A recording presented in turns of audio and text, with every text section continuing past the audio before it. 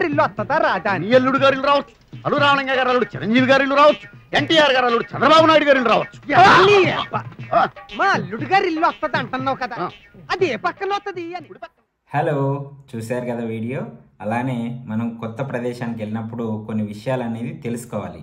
తెలుసుకోకుండా వెళ్తే చాలా ప్రాబ్లమ్స్ అనేది ఫేస్ చేయాల్సి వస్తుంది. సో ఇక్కడ ఈ వీడియోలో నేను బెల్జియంకి వచ్చినప్పుడు కొత్తలో మనము ముఖ్యంగా 4 పనులు అనేది చేయాలి. అవి ఏంటివి అనేది ఎక్స్ప్లెయిన్ చేస్తాను. మొదటగా లోకల్ మొబైల్ నెంబర్ అనేది తీసుకోవాలి. 2, ఎప్పుడైనా సరే లోకల్ ట్రాన్స్పోర్ట్ గురించి పూర్తి వివరాలు అనేది తెలుసుకోవాలి. 3, కమ్యూన్లో రిజిస్ట్రేషన్ అనేది చేసుకోవాలి. అలానే ఫైనల్గా health insurance and bank details గురించి, బ్యాంక్స్ గురించి తెలుసుకోవాలన్నమాట.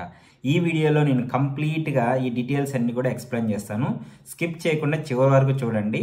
మీకు నచ్చితే like and share and subscribe.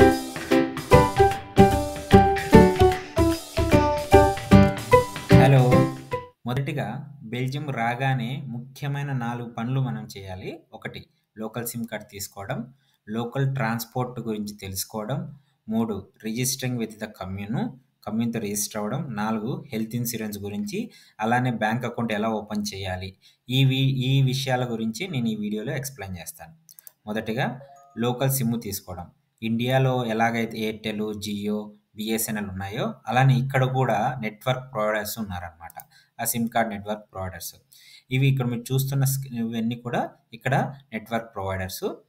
ఇందులో నేను యూజ్ చేస్తుందండి ప్రాక్సిమస్ అనేది యూజ్ చేస్తాను అనమాట.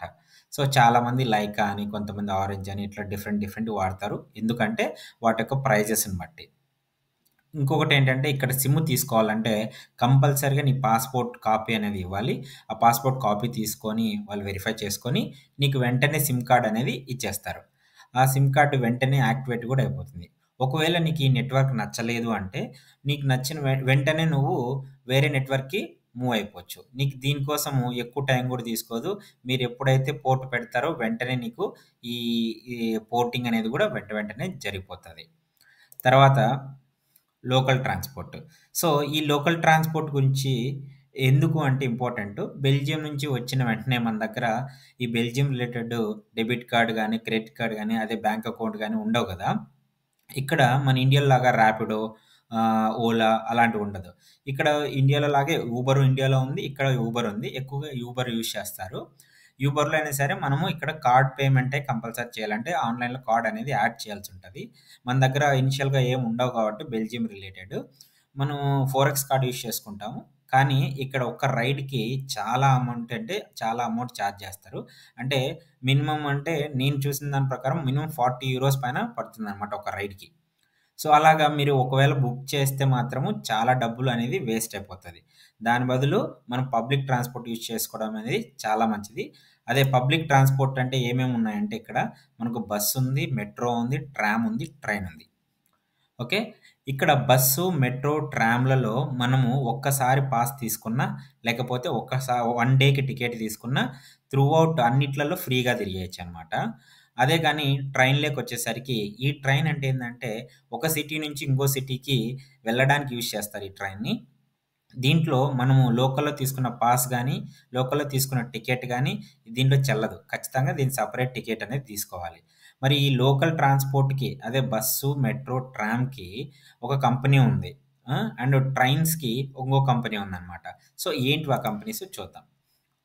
సో స్టిబ్ అనేది బస్సు, మెట్రో, ట్రామ్. మీరు స్టిబ్ కంపెనీ అదొక పబ్లిక్ ట్రాన్స్పోర్ట్ కంపెనీ. ఈ కంపెనీ వాళ్ళు ఒక కార్డ్ అనేది ప్రొవైడ్ చేస్తారు. ఆ కార్డు పేరే మోబిబ్ కార్డు. ఆ కార్డు తీసుకుంటే మంత్లీ పాస్ లాగానే వాడుకోవచ్చు, లేకపోతే జంప్స్ అని చెప్పేసి రీఛార్జ్ చేసుకోవచ్చు. అంటే 1 టైం ట్రావెల్ అనమాట. ఒకసారి మీరు ఆ కార్డుని స్వైప్ చేస్తే బస్సులో కానీ, మెట్రోలో కానీ, ట్రామ్లో కానీ అది కంప్లీట్గా అది 1 అవర్ అనేది ఉంటుంది. 1 అవర్లో ఎన్నిసార్లు ఎక్కచ్చు, దిగచ్చు. అలానే లేదా అన్లిమిటెడ్ అనమాట. అన్లిమిటెడ్ పాసెస్ అనేది కూడా తీసుకోవచ్చు. ఆ అన్లిమిటెడ్ పాసెస్ ఎలా తీసుకోవాలి, ఎలా రీఛార్జ్ చేయాలి, రీఛార్జ్ చేసే ప్లేసెస్, ఏ ప్లేస్లోకి వెళ్ళి మనం కార్డు తీసుకోవాలి, దానికి రిక్వైర్డ్ డాక్యుమెంట్స్ ఏంటి, అవన్నీ కూడా నెక్స్ట్ వీడియోలో నేను ఎక్స్ప్లెయిన్ చేస్తాను. కానీ ఇది ట్రైన్ గురించి వస్తే ఈ బీ సింబల్ ఉంది కదా, ఇది ఎస్ఎన్సిబి అంట అనమాట. ఎస్ఎన్సిబి అనేది ఏంటంటే బిగ్గెస్ట్ రైల్వే నెట్వర్క్ కంపెనీ అనమాట. ఇదేంటంటే ఇంటర్ సిటీస్ అంటే సిటీస్ టు సిటీ మధ్యలో ట్రావెల్ అయ్యే ట్రైన్స్‌కి ప్రొవైడ్ చేస్తామన్నమాట సర్వీస్. ఓకే. నేను మీకు మోబిబ్ కార్డ్ ఎలా ఉంటదో చూపిస్తాను. నా మోబిబ్ కార్డు. సో, ఈ విధంగా మోబిబ్ కార్డ్ ఉంటది. నువ్వు మోబిబ్ కార్డ్ కావాలంటే కంపల్సరీగా నీ పాస్‌పోర్ట్ యూజ్ చేసుకొని అండ్ ఇక్కడ నీ వర్క్ పర్మిట్ గానీ, నేషనల్ ఐడీ కార్డ్ గానీ ఇచ్చి మాత్రమే వాళ్ళు మోబిబ్ కార్డ్ ఇస్తారు. ఓకే. ఇది పాస్ లాగా వర్క్ అవుతుంది. ఎవ్రీ మంత్ నువ్వు రీచార్జ్ చేసుకోవాలి ఖచ్చితంగా ట్రావెల్ చేసే ముందుగా. ఒకవేళ రీచార్జ్ చేసుకోకపోతే మన ఇండియాలో లాగే ఇక్కడ కూడా సడన్ ఇన్స్‌పెక్షన్ అనేది ఉంటది. సడెన్‌గా ఒకవేళ దొరికితే నీకు €150 నుంచి €500 వరకు నీకు ఫైన్ అనేది వేయడం జరుగుతదనమాట. So, register in commune. So, కమ్యూన్‌లో ఎందుకు రిజిస్టర్ చేసుకోవాలి అంటే, మీన్స్ కమ్యూన్‌కి ఎందుకు రిజిస్ట్రేషన్ కోసం వెళ్తాము. ముఖ్యంగా ఎందుకు కమ్యూన్‌లో రిజిస్టర్ చేసుకోవాలంటే, ఒకటి మీరు రిజిస్టర్ చేసుకున్న తర్వాత మీకు ఆర్‌పీ కార్డ్ అనేది వస్తది. ఆర్‌పీ అంటే రెసిడెంట్ పర్మిట్ కార్డ్. ఈ రెసిడెంట్ పర్మిట్ కార్డ్ యూసేజ్ ఏందంటే, మనము బెల్జియంలో ఉండాలంటే కంపల్సరీగా హెల్త్ ఇన్స్యూరెన్స్ కంపల్సరీ. హెల్త్ ఇన్స్యూరెన్స్‌కి ఈ ఆర్‌పీ కార్డ్ అనేది కంపల్సరీగా అడుగుతారు. సో, కాబట్టి ఈ ఆర్‌పీ కార్డ్‌ని యూజ్ చేసుకొని మన హెల్త్ ఇన్స్యూరెన్స్ అనేది తీసుకుంటాము. అలానే బ్యాంక్ అకౌంట్ ఓపెన్ చేయాలన్నా కూడా మనకు ఆర్‌పీ కార్డ్ అనేది కంపల్సరీ. ఇక్కడ చాలా బ్యాంక్స్ ఉన్నాయి. వితౌట్ ఆర్‌పీ కార్డు ఇనిషియల్‌గా మనకు ఆర్‌పీ కార్డ్ లేకపోయినా సరే టెంపరరీ నేషనల్ ఐడీ అనేది మనకుంటది.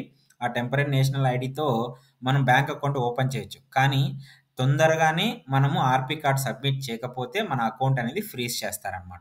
అందుకే మనం కమ్యూన్‌కెళ్ళి కంపల్సరీగా మన ఆర్‌పీ కార్డ్ అనేది మన ఆర్‌పీ కార్డ్ కోసం రిజిస్టర్ చేసుకోవాలనమాట.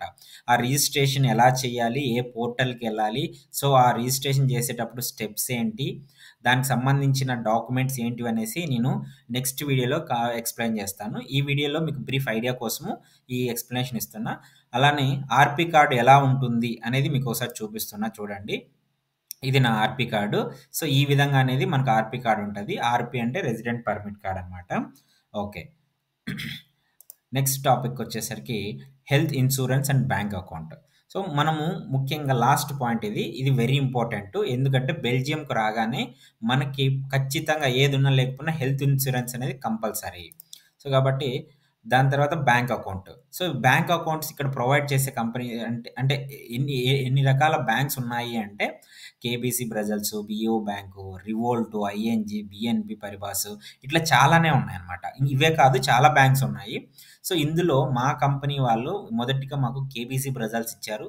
దాని తర్వాత మేము ఏ బ్యాంక్ అయినా సరే అకౌంట్ పైన మంత్‌కి ఇంత అని చార్జ్ చేస్తది. ఈవెన్ దో నీ సాలరీ అకౌంట్ అయినా ఇక్కడ సాలరీ అకౌంట్ అనే కాన్సెప్టే ఉండదు. సాలరీ పడుతున్న అకౌంట్ అయినా సరే మంత్‌కి ఇంత అమౌంట్ అంటూ చార్జ్ చేస్తారు. కేబీసీలో అయినా, ఐఎన్‌జీ అయినా, బిఎన్‌పి పరిబాస్‌లో అయినా ఎక్కడైనా సరే. బట్ బిఓ బ్యాంక్ అంటే కంప్లీట్‌గా ఫ్రీగా ఇస్తాడు. ఈ మాక్సిమం టీసీఎస్ నుంచి, ఇన్ఫోసిస్ నుంచి చాలామంది ఇండియన్స్ అందరూ కూడా బిఓ బ్యాంక్‌లోనే బ్యాంక్ అకౌంట్ అనేది తీసుకుంటారు. ఎందుకంటే దీనికి మంత్లీ చార్జెస్ అనేది ఏమి ఉండవు. Okay. Next insurance. So, health insurance అనేది చాలా ఇంపార్టెంట్ ఇక్కడికొచ్చిన తర్వాత. కంపల్సరీగా మరి హెల్త్ ఇన్సూరెన్స్ అనేది గ్యారంటీగా తీసుకోవాల్సిందే. మా కంపెనీ వాళ్ళొచ్చేసి మీరిక్కడ చూస్తున్నవన్నీ కూడా హెల్త్ ఇన్సూరెన్స్ కంపెనీస్. ఇవే కాదు చాలా ఉన్నాయి. నేను కొన్ని మెన్షన్ చేశాను. ఇవి ముఖ్యంగా ఆల్మోస్ట్ నా సరౌండింగ్స్‌లలో చాలామంది తీసుకున్నారనమాట. మా కంపెనీ వచ్చేసి పార్థెనముట్ అనేసి ఇన్సూరెన్స్ కంపెనీ. ఈ ఇన్సూరెన్స్ కంపెనీ నుంచి మేము ఇన్సూరెన్స్ అనేది తీసుకున్నామనమాట. సో, ఈ డీటెయిల్స్ అన్నీ కూడా మీకు హెల్ప్ అయినాయి అనుకుంటున్నాను. మీకు దీంట్లో ఏదైనా డౌట్స్ ఉన్నా, ఏదున్నా సరే కామెంట్స్‌లో మీరు మెన్షన్ చేయండి. నేను ఖచ్చితంగా రిప్లై ఇస్తాను.